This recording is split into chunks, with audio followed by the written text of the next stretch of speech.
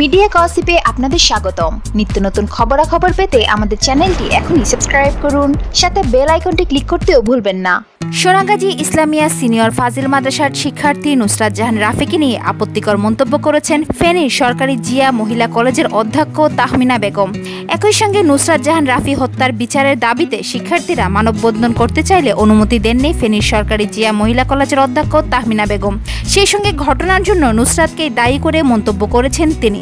সরকারি জিয়া মহিলা কলেজের ছাত্রী তাহমিনা রুমি ও স্নিগ্ধা জাহান রিতার ফেসবুক টাইমলাইন সূত্র থেকে এ তথ্য জানা গেছে। ফেসবুকে তারা লিখেছেন, আজ নুসরাত হত্যার বিচার দাবিতে ফেনী সরকারি জিয়া মহিলা কলেজের ব্যানারে আমরা একটা মানববন্ধন করতে চেয়েছিলাম। এজন্য আমাদের কলেজ থেকে অধ্যক্ষ তাহমিনা বেগম ম্যাডামের কাছে আনুমানিক সকাল 9টায় অনুমতি নেওয়ার জন্য গিয়েছিলাম। তারপর ম্যাডাম যা বলল তা শোনার জন্য আমরা মোটেও প্রস্তুত ছিলাম না। ম্যাডাম বলল নুসরাতকে তার স্যার বলেছিল পরীক্ষার আগে প্রশ্ন দিবে, তাই নুসরাত নিজের ইচ্ছায় স্যারের কাছে গিয়েছিল। অথচ এতদিন ধরে আমরা জেনে আসছি কলেজের পিয়নকে দিয়ে নুসরাতকে ডাকা হয়েছে।